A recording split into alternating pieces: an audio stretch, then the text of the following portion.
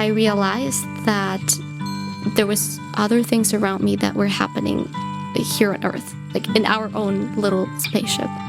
2019 hit, and there were fires in my country, in Brazil, like the Amazonas forest. And I don't know why, but that impacted me so much. And I started thinking, why are we trying to colonize other planets when we're not able to take care of our own? Hola, mi nombre es Alina Santander y soy parte de la clase de 2024 de Knight-Hennessy Scholars y soy estudiante de segundo año de Masters en Ingeniería Aeronáutica y Astronáutica.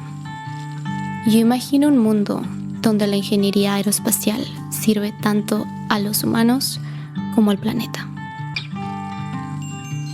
Hello, my name is Alina Santander. I am part of the 2024 cohort, and I am a student in the Aero-Astro department, second year Masters.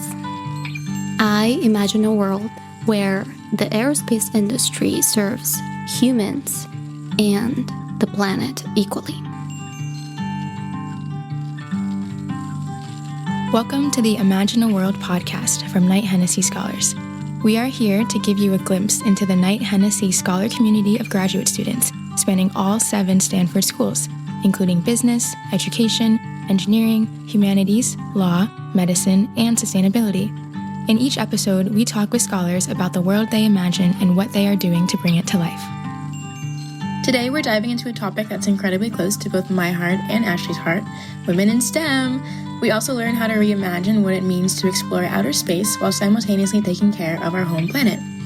Ashley and I speak with Alina, a second-year scholar in Stanford's Aeronautics and Astronautics program. Alina grew up in Bolivia, and she's been breaking barriers left and right, from becoming the first Bolivian to participate in the NASA Human Exploration Rover Challenge to receiving the Brooke Owens Fellowship. Stay tuned to hear Alina's unique perspective on how the aerospace industry can serve both humanity and Mother Earth equally, and her passionate work to create pathways for more women and Latin American youth in STEM. Plus, you might just hear about the best Bolivian food along the way. Hi, everyone. Welcome back to Season 3 of Imagine a World. My name is Sydney Hunt, and I am a now third-year PhD candidate in electrical engineering. I'm a member of the 2023 Knight-Hennessy Scholars cohort, and today I feel really empowered by a room full of women in STEM. We have a great episode for you coming up. This is a very special season to me because it's the first season without Willie and Taylor, right, who were the original co-host creators of this podcast. They have both graduated and are off, changing the world in their respective ways. But while they will be missed, we have a great new team that is going to continue to bring you the amazing podcast that it is. So my other co-host, who you might have heard in some episodes last season, is Ashley. If you want to go ahead and introduce yourself. Hi, everyone. I'm Ashley. You may have heard me before. I am a now second-year neuroscience PhD student, and I am a member of the 2024 Knight-Hennessy cohort. And I'm super excited to be here, especially because Alina is also 2024 cohort. So fellow cohort mate, I'm very excited. Representing. And we're currently recording in the middle of summer in July. So everyone has big travel plans. I'm just wondering, what are you up to, Alina? July is my month. It's actually my birthday month as well. So Happy almost birthday. Happy birthday. So it's my favorite month in the year, and there are big plans. Right now I'm finishing one of the programs that Stanford is offering here in the GSB school. It's called Stanford Ignite. Oh, cool. But what I'm most excited about is the trips that I have right after that. Okay. So first, I'm going to Arizona for my first country concert. I recently got into country. First country concert. Who's the artist? Is it a festival? Morgan Wallen. That's a good choice. Troublemaker, but he has a really good song. Yeah. And I got into that because of my husband. So it's going to be like a present / like both enjoying it. So that's something I'm really looking forward to. Nice. And then the special trip that I've been planning for like almost 4 years now is going back to Bolivia, my home country. I haven't been there in 4 years because of, different things. COVID happened and like visa situation and all that. So super excited to go back home, savor the food, be with my, funny how I said that first before like see my family and friends. But I'm the really food is important. Yeah, exactly. It's a huge part. Yeah. It's also a huge part of the culture. And I'm also taking my husband for the first time there. Nice. And I feel like he's going to be able to connect the dots finally and see like why I am the way I am and maybe like learn a little bit more about me the way I've been learning about him while being here. So there's that. And then Cage also offers this like global trips where, they pick a location and you go with a purpose, usually with a faculty member to explore the country. And so I'm doing that with New Zealand. Awesome. And that's also going to be exciting. Beautiful. So many plans. Fun. Busy summer. Busy. How about you guys? I did my first backpacking trip a couple weeks ago with, I guess, another trip with Cage people. So my fellow cohort mate, Will Dwyer, who's on episode, I think, 15 of the pod, he and his partner Zed are very avid backpackers. And I was very new, but they took me under their wing and we flew to Montana and did a trip as like the end of the year, I guess, celebration. And then I have a San Diego reunion with some friends in August. And then I'll visit my sister in LA, hopefully, in 2 weeks. I think I'm going to drive down. She's interning there. So a lot of West Coast travel. That's still beautiful. Which is really nice. I know. I feel like I'm betraying New York, West Coaster, for all my life. So I went to college on the East Coast too. But I'm excited. I think it'll be really fun. My friends from undergrad, my senior design team, and our senior capstone project all visited this past week on 4th of July. And so that was really fun. Got to show them around. They all flew from the East Coast. So I feel very loved and very grateful. And we also, similar to you, had amazing food. So I like the first thing when they said we were planning, the first thing I started planning was which restaurants Of course, as you should. Because I feel like food is the most important thing. Yeah. So what about you, Ashley? What are you up to this summer? I am going to Australia in a few days, which is super exciting. I've never been. And then I am going on a little graduation trip, a late graduation trip with my friends from undergrad. Nice. We're going to Japan and Singapore. Oh my gosh. And I have a friend's wedding from undergrad this weekend also. So a lot. Very busy. Everyone's so busy. A lot's happening. A lot of travel. Yeah. I guess when, Alina, you think about Bolivia and the food, is there anything that comes to mind that you're most excited to have an experience? And or maybe your first like Bolivian meal that your husband is going to eat in Bolivia. Like, just for the listeners. Like I specifically asked them to ask me those questions so I can tell you. But yes, Bolivia is rich in food and a lot of people don't know that. They think like Peru is the one that they should visit for like cuisine. But if you travel a little bit more like east, this country has so much to offer, and each little region has like their different like customs and cultures and ways that they prepare food. So my favorite though is imagine a dumpling and imagine an empanada. Oh. Imagine they get together, they get married, and they have children. Oh my gosh. So those children are called salteñas in Bolivia. And they are empanadas with soup inside. And we have this little game between like friends. You get together, you get brunch, you get salteñas. And then you have a little competition to see if you can avoid spilling the soup inside. And if you're able to do that, you're a good kisser. Wow. So, oh my god! So there's soup inside. There's like soup, like a little like a soupy, soup dumpling, kind of like a soup dumpling, but in an empanada shell. An empanada shell. Wow, it's bigger than a dumpling. It's the same size as an empanada, but like it's the combination of it. This. Yeah, girls, it's the best thing ever. So first thing we're gonna do when we land is look for salteñas. Nice. And yeah, it's just I miss my mom's food. She does a fusion thing because she comes from a different country, but it's always the mom's food is like the best. So I'm really excited to have that. Haven't had it in a while. So are your parents currently in Bolivia? Or yeah, they're both there. When I came here, I came by myself to do my undergrad. Wasn't expecting to stay here for like longer than that. Really didn't know what was coming. But yeah, that was like a dream that I always had to like study abroad because both my parents did. And they were always telling me how great that was, like, you know, having that independence and being able to like live like an adult since you're like 18, 19 years old. And I feel like a lot of people here in the US get it, but back in Bolivia, you know, families are so knit tight and there's not this like probably international connection. But I was always felt drawn to like explore a little more.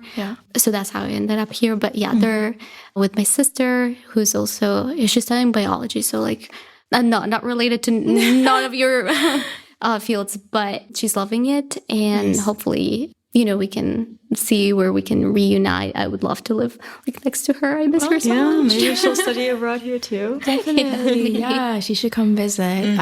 But I feel like you have a lot of different pockets of your life that you're tapping into that I'm excited to hear about. So I guess we can, transition to learning more about you and your journey and what you're passionate about and why you believe in this Imagine a World statement. So I guess before we talk about the world you imagine, let's talk about the world you were born into and have experienced thus far.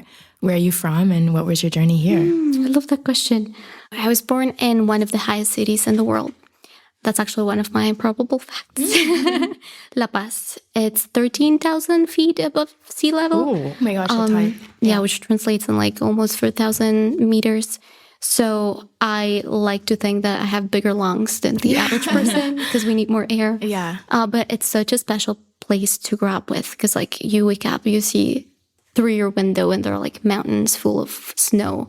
But then like you look down and there's like people in the streets and it's like a normal city, but it's in the middle of like paradise almost. It's beautiful. And I grew up between two cities, La Paz and Sucre, which both are considered the capitals of Bolivia. They both are different and special in their own ways. Sucre has a lot of history. That's actually where the first, we like to call it Grito de Independencia, which is like independence scream, or like where independence started in South America. So a lot of people visit it because of it. And there's a lot of rich history. And then I did high school in La Paz, which it was great. I had a great group of friends. We're still friends, which is really nice to just keep in touch with them, even after not seeing them for so long. I also grew up between two cultures. My mom is Russian, and when I was growing up, that's how I viewed the world, because she would raise us, you know, with Russian language first. That's what we spoke at home. And mostly the food was like, you know, from her heritage. And the way she raised us was really, really like Soviet Union, like really Russian. So it was a little bit interesting to see how my friends' parents were different in that sense, and they were raised differently. And it didn't create any sense of, like, I didn't feel different or weird or anything. I just was really paying attention to those differences. But it was really nice because it opened a whole new perspective about, like, on the world that probably my peers didn't have. And I value both those cultures so much. And I think, I just want to preserve them both. But I'm really, really proud of being Bolivian. But so grew up speaking those languages. And there's a saying that you live the lives of the languages you speak. So I feel like that also translates a little bit and my experience growing up. That's amazing. I similar story. I grew up in Taiwan, but my mom is from Mexico. So I feel like it's so enriching to like just the experience of being in a different country like Taiwan, but then also going back home and having this different culture, and then also coming here, and then there's a whole new culture associated with being like here as well. So I think, how was that transition from growing up in Bolivia and family dynamics to coming here, and what went into your decision to come here? First of all, I didn't know you were half Latina, so. But there's a lot of Western influence in Bolivia. It wasn't that shocking coming here and like seeing how people lived, because we also watched TV shows and all those realities. So we were very familiar with the way life was here in the United States. And I started coming here since I was like probably 15 and 16 years old for like competitions. So when I did my undergrad here, that transition was really smooth in terms of like probably culture. But then there was always like the language barrier that I had to work a lot on to be able to like understand and think in English and try to have that as my first language.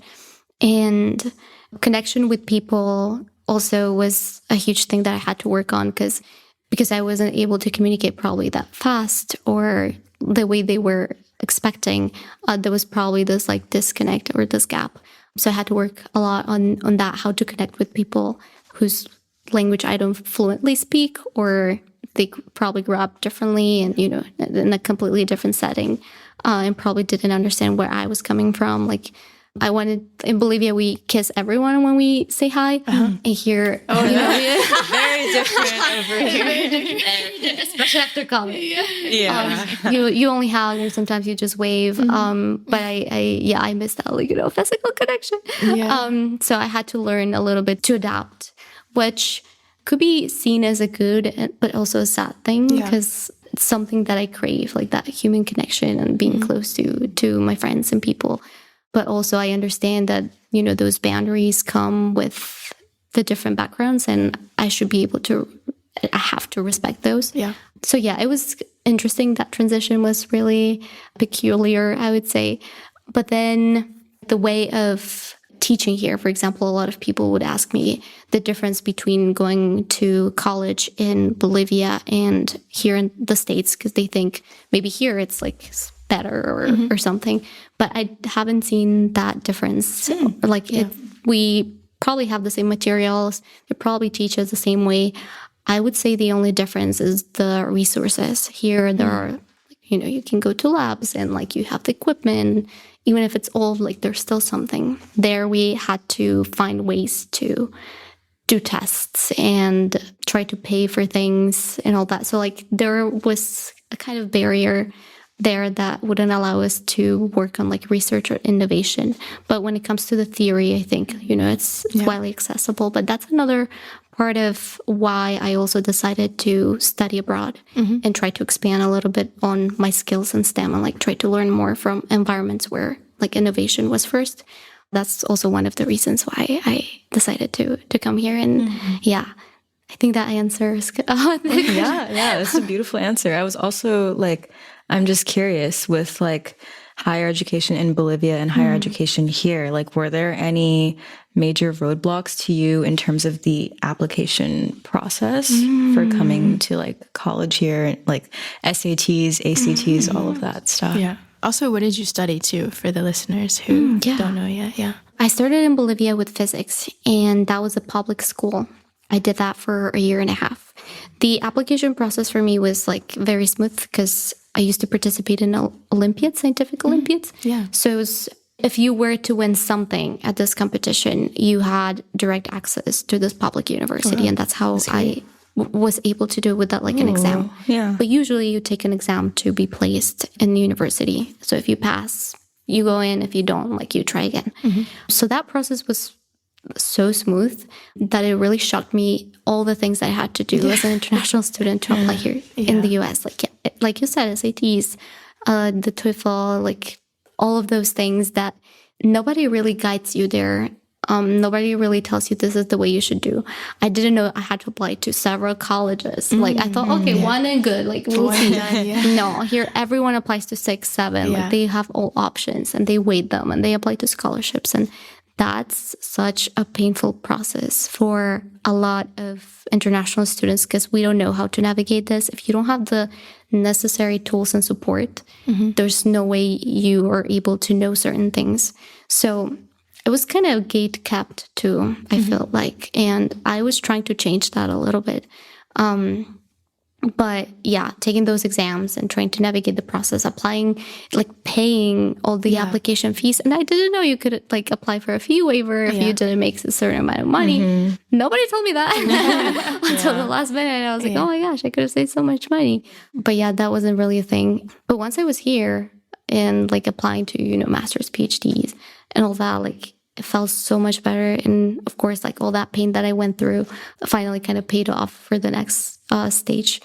How do you feel like you mentioned that you wanted to like change that gatekeeping and the barriers for international students, which It's complicated. It's a lot, and I can imagine the difficulties with that. Because even as a domestic student, I found it very challenging. Overwhelming. So I'm sure as an international student, it was even more overwhelming. What are the ways that you, have tried to make that process easier for others and pass your knowledge forward? Yeah, always trying to make myself available. If someone were to ask a question, if someone were to ask for mentorship, I was there as well. I even hosted like some events in Bolivia to try to promote an agency that would match you with the university, and they would give you automatically a scholarship. And so like a lot of people could do it as well. So those efforts were very early on when I was still doing my undergrad. Actually, I didn't mention that, but like after doing the undergrad in Bolivia in physics, I realized that I like science and myself are like we go together, but it's not the thing that I wanted to do like for the rest of my life, and realized that engineering was probably a little bit more hands-on, and that I wanted to do something more engineering-wise, aerospace-wise. So I decided to apply to mechatronics engineering. I know what I just said didn't make sense. No, I think it makes sense. Yeah. Mechatronics is something a little bit more general, and like, What is mechatronics? very good question. I love this question as well, because I think of mechatronics engineers as ducks. So they can fly, they can swim, and they can walk. So they know a little bit of everything, and they can put it together. So mechanical engineering, electrical engineering, and a little bit of controls. And you can think of it as probably robotics engineering. So it's a lot of automation. It's very futuristic. I love that major, but it's definitely something that I'm not focusing on right now in my master's. So I realized I wanted to do engineering instead of science, and like having that opportunity to do an engineering that's a little bit general and goes into so many areas of engineering was amazing, because I was able to see what I liked and what not, and learn a little bit of everything. And I don't know where I was going with this. I was answering helping other students and how your journey. Yeah. No, but I love this too. I think it's all adding to the point of even just for other listeners to hear and understand that sometimes when you read people's bios or resumes, it seems like everything aligned and everything planned out and they knew what they were doing from the start. But like, I ended up EC in NCS electrical, pure engineering comp sci, and I, with a gender studies minor, that's what I graduated with in college. I applied biomedical engineering pre-med with the Spanish minor, and like, it was not a clear journey at all. I switched my major a million times, and like similar, I feel like it's validating to hear that you also switched a lot and realized, before and after undergrad, what you're interested in and what would make a joyous life for you, Yeah, so I think it's really nice to hear. Because they ask you to do this life-changing decision, take that decision when you're 18 years old. Right. Like, you don't know anything. You don't know anything. And they're like, this decision will define the rest of your life. Like, how? Yeah. You should change the system a little to be like, okay, like if you want to change in the future, that's possible. And that's not a thing that should be shamed, or you shouldn't think less of you if you do that, or you have time to start over if you wanted to. Yeah. So that's like a really nice point that you bring up. Yeah, absolutely. So you ended up getting into aerospace though after. So you have like your physics journey, and then you realize you want more hands-on stuff, so let's do mechatronics. Where does aerospace come into play? Yeah, aerospace started actually way before all of this. I had a dream at the age of 8. And in this dream, I was an astronaut saving the Earth from an alien invasion. So cool. Oh my gosh. Wow. I was the cool kid. Yeah, those are cool dreams. But it really impacted me so much that I started envisioning myself in those scenarios where I was like an astronaut and I was, going to Mars and helping Earth. So I started daydreaming, and I think my mom's stories about the universe, because she's also like a huge astronomy nerd. She loves to read a lot about the universe. And she was telling me all these stories, and they fed this dream of being able to contribute to the aerospace field in any capacity. I remember writing essays being like, even if I start like, I don't know, with the lowest, like an intern here, or like shadowing someone, I'll be happy. And then like growing from there.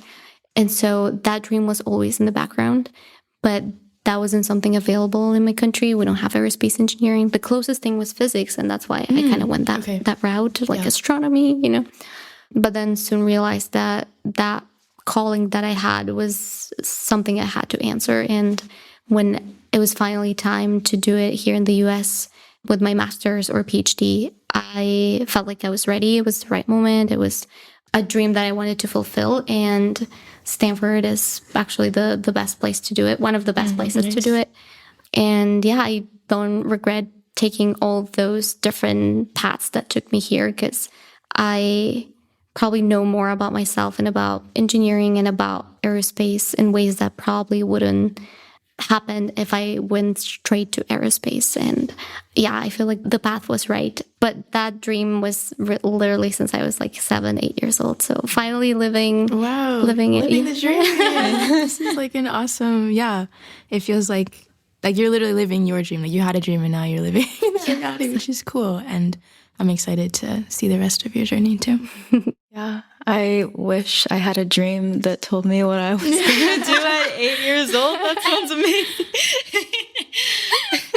Yeah, that's amazing. I think, like you said, Sydney, it's super interesting to see someone, like a lot of times people don't see how like windy the road is to get to whatever you're doing now. I'm just wondering, as someone who is in biology, who knows like nothing about aero-astro, like what are the kind of things you're working on right now? And like, if you could dream up what you want to do, if you could just snap your fingers, what would it be? Ashley, oh my gosh. That's a really wonderful question. So I do see aerospace as an industry that could benefit humanity in the near and long future. And I would love to contribute there in, again, any capacity, as long as, it serves humans and the planet. But I think this is where it gets a little bit tricky, because as I was focusing all my attention and, desire into contributing to this industry, I realized that there was other things around me that were happening here on Earth, like in our own little spaceship. 2019 hit and there were fires in my country, in Brazil, the Amazonas forest. And I don't know why, but that impacted me so much. And I started thinking, why are we trying to colonize other planets when we're not able to take care of our own? That moment was like pivotal. I started having this other calling saying like, okay, aerospace is good. It's nice. Like you're looking at the stars. That's beautiful. But also see where your feet are at. Like they're in the ground. Like this is where the humans are. And this is probably where you are going to die. So really having that realization made me think of ways to combine aerospace with maybe climate tech or make it more eco-friendly. Because right now, like, let's face it, aerospace is seen as one of the coolest industries. They're like, you're a rocket scientist, like you're probably the coolest person in the room. But think of all the emissions that aerospace is like generating, all the money that's being wasted in tests. Well, wasted, quote unquote, because like those are tests, they're meant to fail. But so many resources there, and nobody's saying anything. Probably most people are pointing towards, aeronautics, like, the aviation industry. But no one is saying rockets are polluting or, we're not using our resources the way we should. So I think aerospace is kind of exempt from all those things, and I don't think that's right. I think we should also look into that and try to make aerospace progressive, but at the same time sustainable in a way that, while we're looking for other things out there, we're also taking care of the place we're coming from and where we're taking resources in this moment. So right now, I'm trying to find that specific path. And I realized that this whole thing started with wildfires, and the wildfires in LA happened while I was here. And that was devastating. That caught a lot of attention, a lot of media. And I thought, what a better moment, again, quote unquote. But because there's this attention from people on wildfires right now, this is the best time and the most urgent time to work on this. So right now I'm trying to work on something related to wildfires, seeing if my skills in aerospace could apply.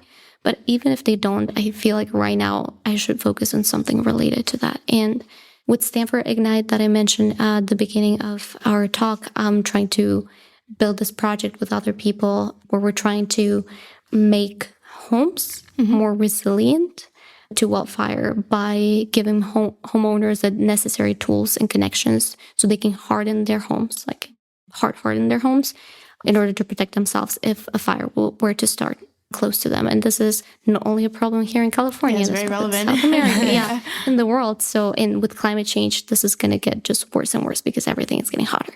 So very urgent, I feel. And like right now, my attention is there. I do still love aerospace. That's still in the background.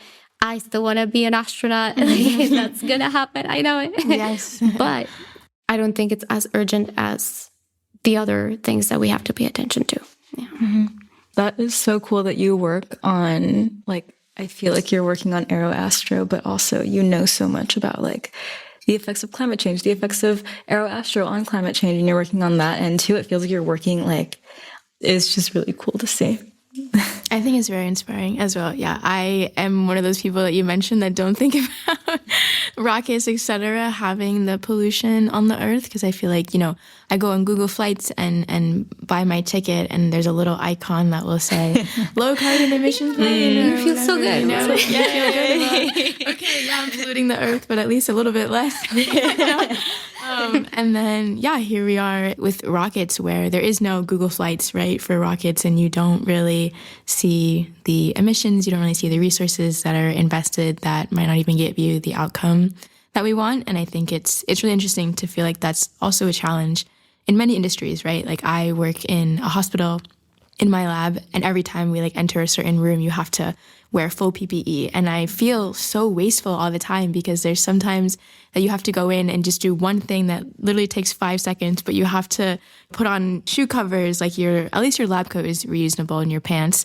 But then you have like face shield and face mask and gloves and goggles and all these different things that we just put in biohazard all the time. And that feels like it's not great for the environment. And so I think you gave me a lot of cool things to reflect on after the episode of the dichotomy between doing science to advance, right, the world and to better help people, right? Like my solution is, or my goal in my research is to restore paralysis. The goal of like your aeroastro research, right, is to do XYZ thing.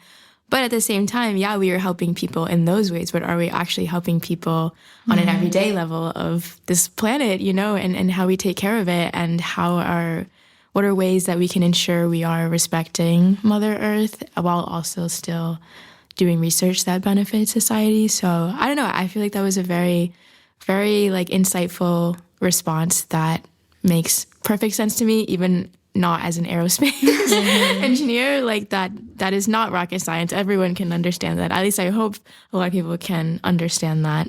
As a reminder, her Imagine a World statement is I imagine a world where the aerospace industry serves humans and the planet equally, which I feel like is just really. I agree with that. I hope you make Savior.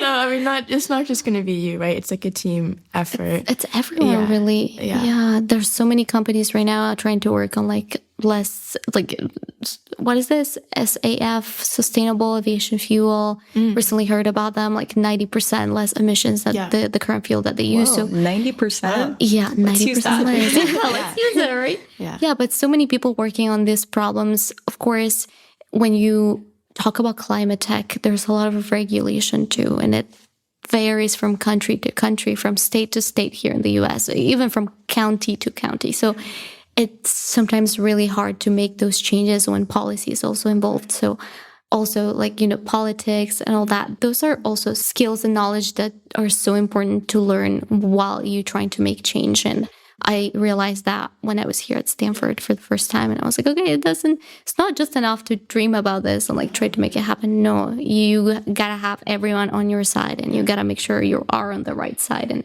yeah, that's sometimes hard to also keep your own moral compass, right? What is good for Earth and the rest, and then maybe think about, okay, what's good for me. But yeah, that's also probably something we can talk about, like, you know, the startup culture and like all those things that you are trying to make money, but at the same time, like, climate tech startups are trying to save the world, and having that balance is so difficult. Yeah. What are the like government, et cetera, regulations? Because I think about, right, in in my field, I work more on the AI side and machine learning algorithms. And I feel like, especially in Silicon Valley, there's a lot of talk about there not being regulation on AI, for example. Is there any regulation for aerospace stuff and specifically related to climate change, I guess? Ooh, that, I don't know if there is. But if there is, I probably don't know about it. But there are tons of regulations in aerospace and defense. Those two industries go very hand in hand together, especially here in the US, because, like other countries and like that's technology you're supposed to protect. So regulations on that end, there are infinite. There are also a lot of engineering requirements and things that you have to check in your list when you are planning to develop like a new technology. And that's also one thing that apparently a lot of aerospace startups are struggling with, those regulations from government. But related specifically to climate tech, I don't know. If you like in this new dream, right? In my new world. In your new world, like if there is one rule that you wish people would respect in aerospace, like, hey, let's use the fuel, for example, that you mentioned was SAF or something. Like what would be the one thing that you wish could be a new norm, I guess? I don't know if I have an answer right now. I would honestly, and this is going to be probably, it's going to sound bad, but I would pause all the aerospace industry that's not essential for a little bit, yeah. Until we get our together, like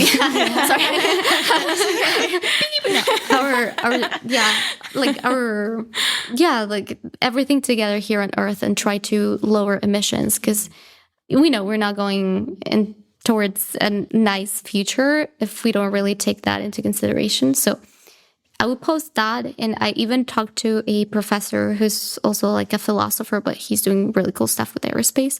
He also told me, like, if it were up to me, I would completely pause any trips, like flights. I would make all the people do things by train. Of course, this is not realistic, but this is how he envisions this, the cutting emissions. So yeah, I kind of resonate with that as well in the aerospace industry. Probably pause non-essential things there. Try to maintain everything else we have. Like also so many satellites that at some point they are starting to collide with each other, and there's this cascade effect where if two satellites collide, they make more space debris. That space debris in turn collides with other satellites that are like still functioning, but that creates more space debris. And so like eventually we could get to this point where we're out of satellites because all of them broke because of this cascade effect. And you also polluted the space. And you're polluting the space. Yeah. Exactly. That's another huge problem that at some point I wanted to solve, but I was like, like one thing at a time. Yeah. Start with Earth. Yeah. Exactly. It sounds like the things you're working on, like climate change and aeroastro and everything you're doing there requires, and also you mentioned Stanford Ignite, and it requires, I guess, group effort by people who have experience in a lot of different fields. And you also mentioned like the professor who's a philosopher who also works on aeroastro, which is a whole nother conversation, which is super, super interesting.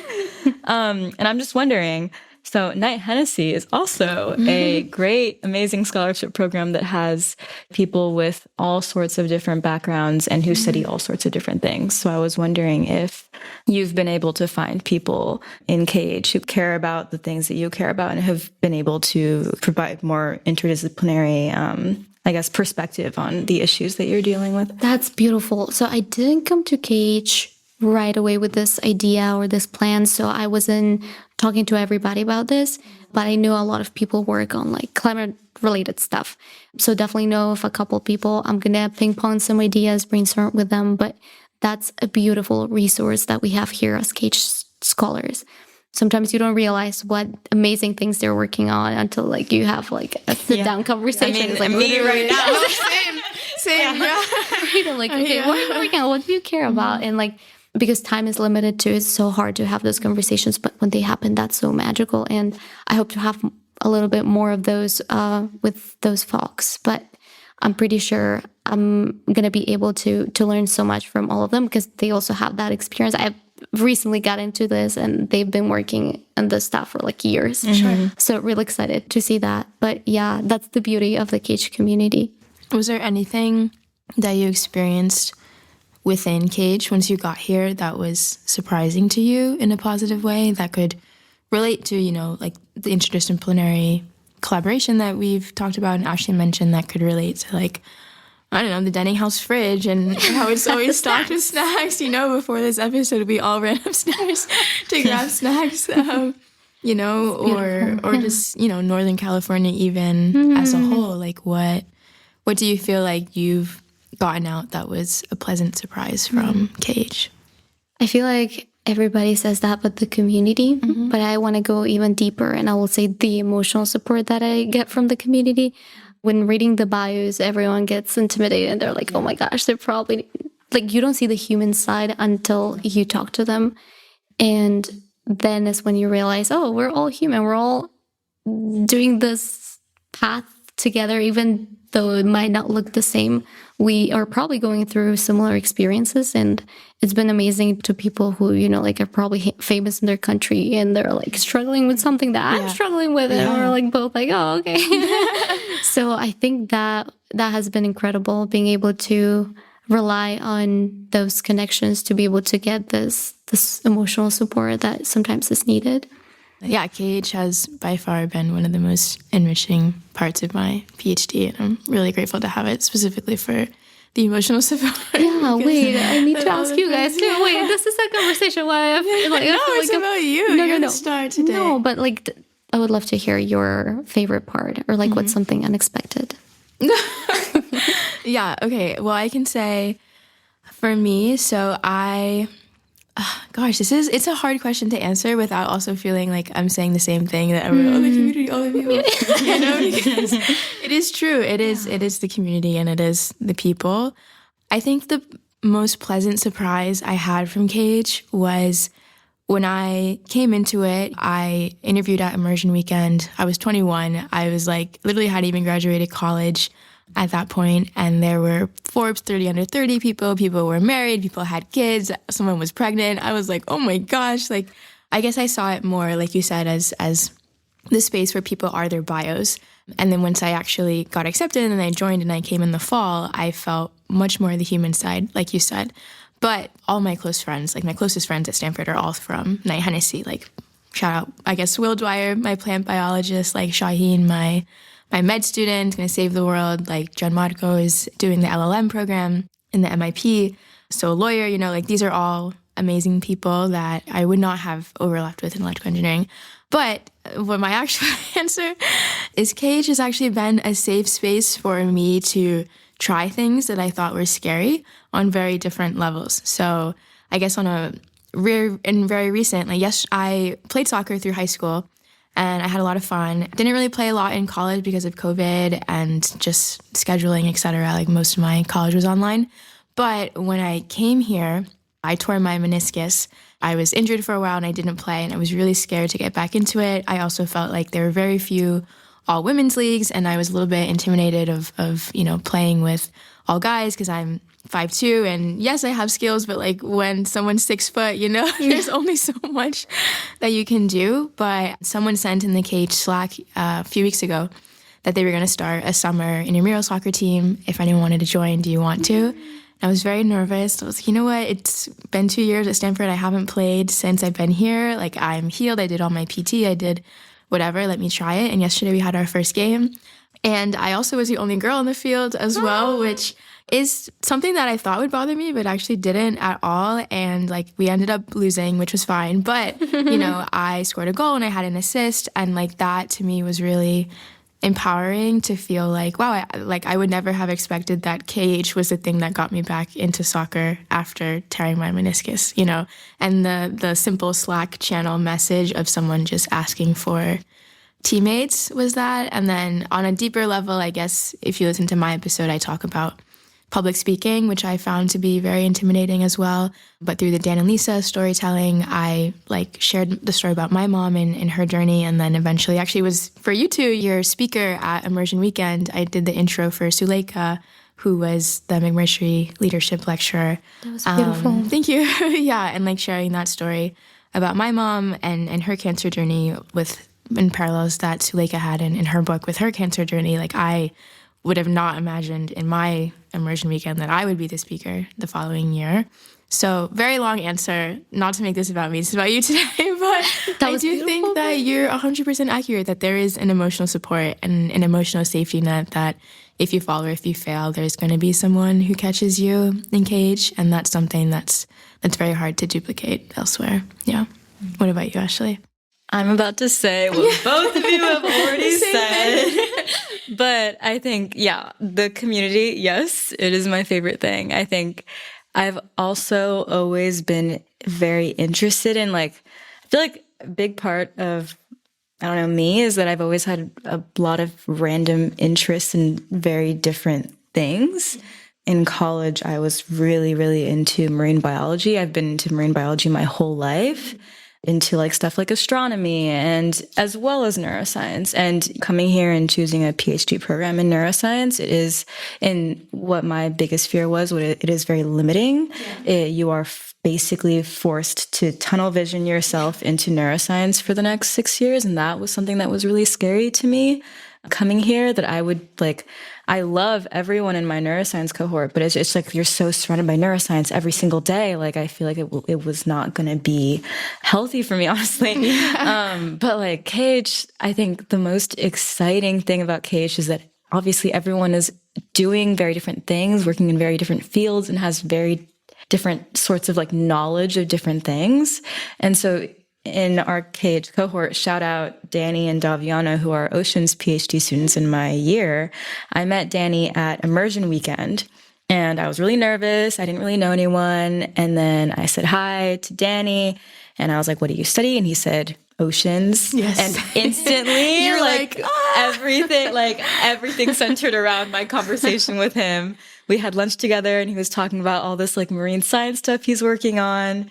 And then there was another, Max, who's also another co-host. We ended up having lunch, the three of us, because Max studies CS and he also studies marine mammals. Yeah. And that was such a core memory for me, sitting under those stairs during immersion weekend, just talking about marine mammals. It was so exciting for me. And I think it made me realize that I don't have to be siloed into one field. I can really, I get lunch with Danny, and he's talking about everything he's doing about with coral reef restoration. And it's so, I find that so cool. And it's so amazing that I still get to kind of live vicariously through him, his PhD in oceans. I feel like I'm rooting for him, and I think about it sometimes.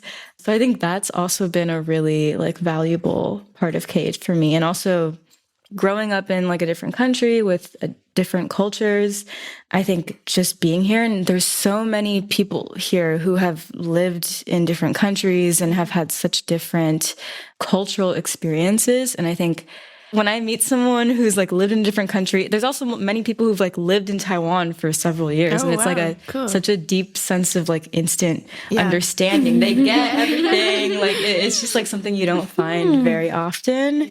It's just amazing. Yesterday, Linda, also from 2024 cohort, organized a hot pot night for some people from our cohort. I missed it. And it was great. There's also going to be another one next week, I think. Nice. So, and it's just so great because we realized when we were there that there was 4 other people there who were Taiwanese, and I was like, oh my gosh, this is amazing. Yeah. And also just, again, the community, while our cohort is large, it's 95 people. I don't talk to everyone all the time, obviously, but I feel through immersion weekend, through day one, through all of the different programming they put us through our first year, even though I don't talk to everyone every day, whoever I run into or see or talk to on a random day, it just feels we're already really good friends. Yeah. At that hot pot night, there are people I haven't seen in months, and it's just it feels we're just old friends. Mm-hmm. And no time has passed. Yeah, exactly. It's actually incredible how well they managed to bond us, maybe through storytelling. Yeah. But again, the community. Yes.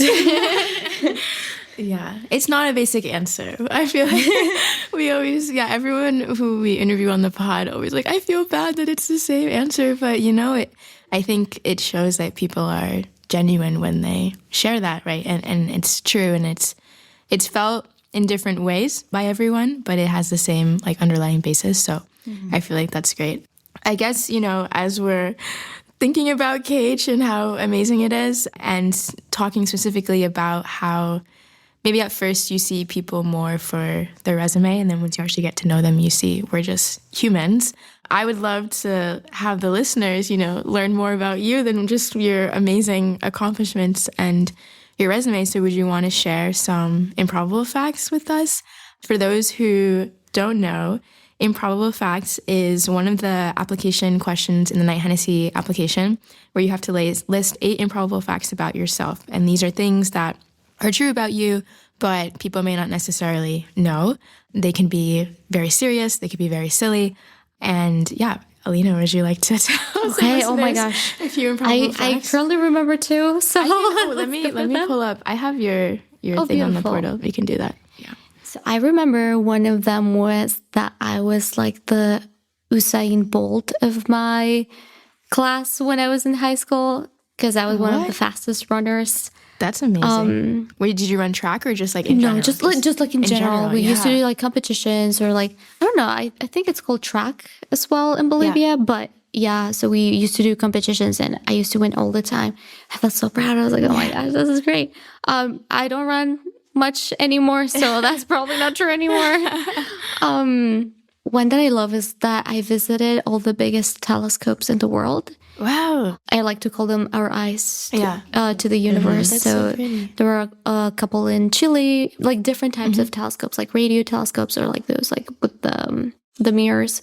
The biggest ones are in Chile, but we have one here, a radio telescope in West Virginia. That's always amazing to just like go talk to astronomers who are all super tired during the day because they are like awake during the night. Oh my gosh, that's funny.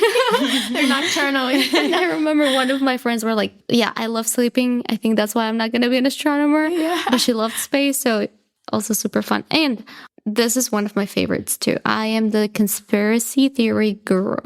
Doesn't mean I believe in them, but I know most of them. Yeah. Oh my gosh, I need to talk to you after about this. Oh, interesting. We were on a hike recently. Actually, another cool KH thing, that glacier trip I mentioned, the backpacking, and we were entertaining ourselves by talking about conspiracy theories. I love that. I wish I was there.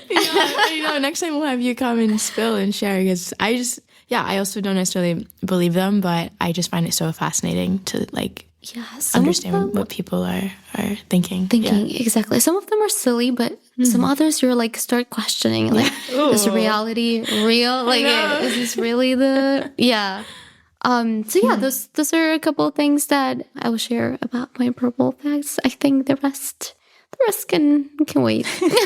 That's perfect. I have a question. Yes. What is your favorite conspiracy theory? Not something you necessarily believe in, but what's your favorite? Oh my gosh. I don't know if I'm going to go to jail because of that. Well, let's see. No. Okay, so apparently there's this conspiracy theory that Putin died. And it's a clone that's in his place. And that the clone died again. And so there's a third person in his place. Yes. And apparently he died on the day I got married. That's even like... Yeah, so that's probably... that. I don't know if it's my favorite, but it's the one I remember the most because, like, wedding day and then him dying. What's and the then, connection there? Yeah. So no comments on that. Like, I don't know what's going on, but... Apparently people believe in that. That's a good one. That's a good one. Okay, and then the last thing I'll ask is, this is, I know, not an improbable fact from the KH application, but I think it is still a cool fact about you. You did a project in Bolivia, right, called, the first aerospace project, I think you said it was called. Do you want to just quickly share what that was? Absolutely. With us real quick? That was like my whole childhood, I think. Well, adolescence. Because I started this project after going on a trip to Germany. And there I learned what they call the NASA Rover Challenge, which is a competition here in Houston. It's aerospace related. You have to build a rover, a mechanical rover, compete with it as if you were on the moon or Mars. And then you have this whole experience of being an astronaut in this competition where you have to like do a couple of things, take pictures with the US flag, with the lunar module, and like so fun stuff related to that. And I went as part of an Italian team. And I was like, why am I with the Italians? Like, no shade to I love Italy, I love Italians. But I was like, I want to represent my country. Like, I want my country here. And I was the first Bolivian in this competition, so there was not really much I could do. Yeah. And then I started thinking about it, ping-ponging this idea with my parents. And I was like, I want to start my first team, like the first Bolivian team to compete here. And so I started that as a teenager. I was working with college students. So you can imagine there was a lot of like different challenges there in terms of communication, them thinking I'm a little girl like guiding this project. And of course, there was like a lot of things that happened. But despite all the challenges, we managed to take the first Bolivian teams. And during our first year, we won the first place for international teams. And then we won other awards too. And all of that was big in Bolivia because you don't hear NASA there that often. Like that for us is like, it's like the greatest thing. So when it made it to the news that we were competing there, I had what I call my Taylor Swift moment. Where Taylor Swift was everywhere, like 2 years ago or something. So that was me in Bolivia. Wow. Like you were on TV and TVs, newspapers, radio. Like everyone was calling. Like, we want you here. You should give this conference. Yeah, celebrity.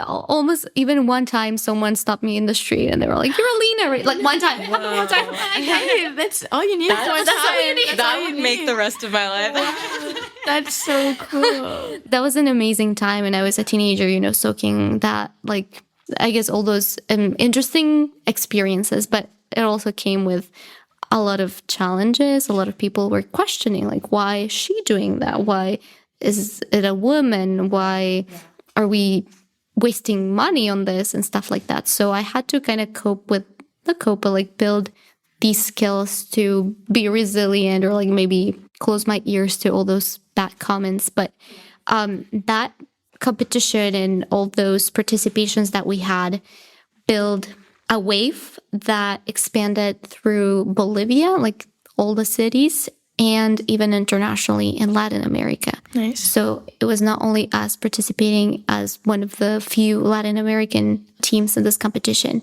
After us came Brazil, Peru, Paraguay, and I think some other country that I cannot remember.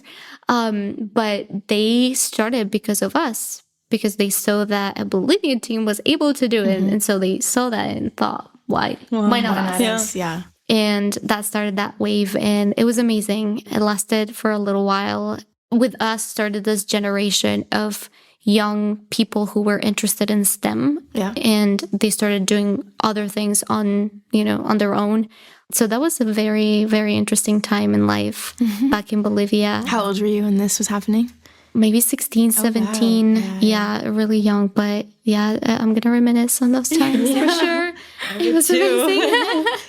That is amazing. Yeah. It's very inspiring to see, I feel like, not only a woman in STEM, but an underrepresented country as well doing it. So I'm sure for years to come, there will be a lot of people who decide to take that leap of faith because of, like, seeing you as an example. So, I think that was the most rewarding part, seeing, or even hearing my sister say, like, you're inspiring me. Like, the fact that you're not stopping and, like, you're doing all those things, I was like, that's all I need. Like, that's all the encouragement I need. And seeing, like, that the results of some actions that we took were so positive, like, it was amazing. And that's something I want to do again. Like, not for the feeling. Of course, it feels amazing, but you really want to give back to the community or to the country that gave you so much. Yeah. And I know what it feels to not have those resources and tools to be able to, like, pursue your dreams, having to leave your country to be able to study something that you want.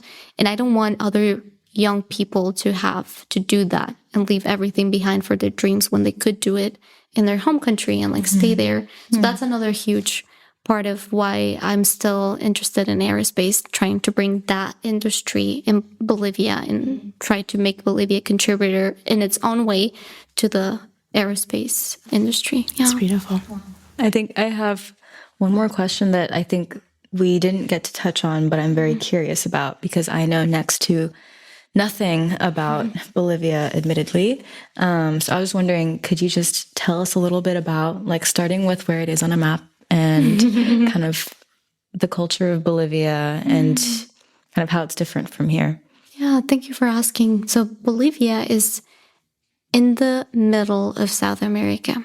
We don't have access to the ocean. A lot of countries bully us because of that. They're like, oh, are you going to the beach? We're like, we don't have one. Oh my gosh. We have one of the highest, I think the highest lakes in the world. It's called Lago Titicaca. We have one of the most dangerous roads as well. It's called El Camino de la Muerte, the road of death. Yeah. A lot of people die. Is it very windy or is it? It's very narrow and windy, exactly. Like you have like nothing on one side and like mountains on the other, but it's supposed to be a two-way street. But oh my gosh, it was terrible. When I was little, my parents took me there and they were saying that the driver, as he was like driving, he was also talking to them like this and like that, and they were so nervous. But that was featured in one of the Nat Geo or like Discovery shows. We have a beautiful salt flake desert. I think that's the salt flakes. That's how you call them. A lot of people love that. When it rains, you can not distinguish where the sky and the floor or like the ground is, because it reflects in such a beautiful way, and there are amazing pictures. We have all kinds of weather. It goes from valleys to more mountainy to like very high altitude. So there's that. We were probably the first country that grew potatoes. Wow. So if you love French fries, you can thank us. Nice. I do love French fries. Apparently, yeah. And we have a lot of variety of fruits. Yeah, it's just such a rich country.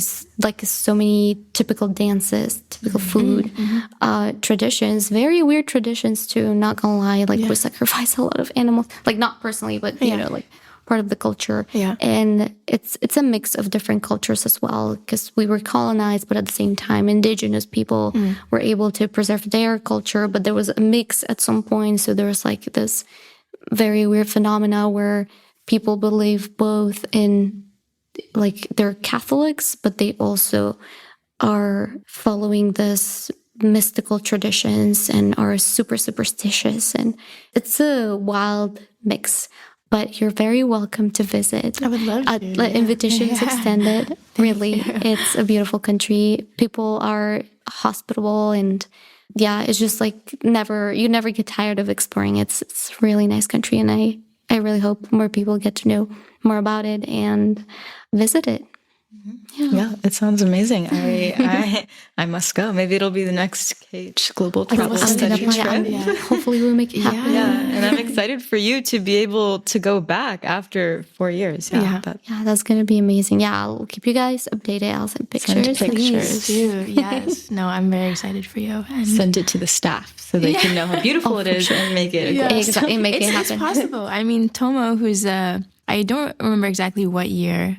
Definitely before 2023, because not my cohort. But he's from Japan, and he just planned the global study trip for Japan because he wanted people to see his home country and like celebrate all the different things that he finds to be so beautiful. And I believe that was the first one that was like led by a student, not a Cage staff member. So maybe Bolivia's next. Who knows? Maybe it is. But, Let's hope. I hope so. I definitely would sign up for that one. But thank you, Alina, so much for sharing your beautiful story about who you are as a person, like the people who've influenced your life, aerospace, and, you know, your moral compass, right? The ethics that can pull you in different directions of advancing science and advancing humanity versus taking care of our beautiful Mother Earth. I really appreciate that. And you gave me so many things to noodle on tonight. I feel like I'm going to be like, just thinking about this for a long time. So I appreciate you and your vulnerability and the time you shared, time you invested. Thanks, Ashley, also for being a great co-host as well. But is there anything else you wanted to share before we wrap up? I just want to thank you both. The questions were beautiful. You are amazing hosts, and you have an incredible voice as well. I love to listen to the podcast. I'm like, oh my gosh, I love to listen to them. You should do like guided meditation or something. Like, that's so soothing. We'll do that. Yeah. But thank you both, and this is incredible, and can't wait to listen to the other episodes as well that are coming. So exciting. Thank you for the space. Yes. Yeah, and thank you so much for coming here. This is going to be a great start to our season 3. First episode of season 3. Coming out with a bang. Yeah. Okay, well, thank you, Lena. Thank you, listeners. And stay tuned for episode 2 of season 3 of Imagine a World. Bye. Bye. Bye. Thank you for joining us for this episode of Imagine the World, where we hear from inspiring members of the KHS community who are making significant contributions in their respective fields, challenging the status quo and pushing the boundaries of what is possible as they imagine the world they want to see. This podcast is sponsored by Knight-Hennessy Scholars at Stanford University, a multidisciplinary, multicultural graduate fellowship program providing scholars with financial support to pursue graduate studies at Stanford while helping equip them to be visionary, courageous, and collaborative leaders who address complex challenges facing the world. Follow us on social media at Knight-Hennessy and visit our website at kh.stanford.edu to learn more about the program and our community.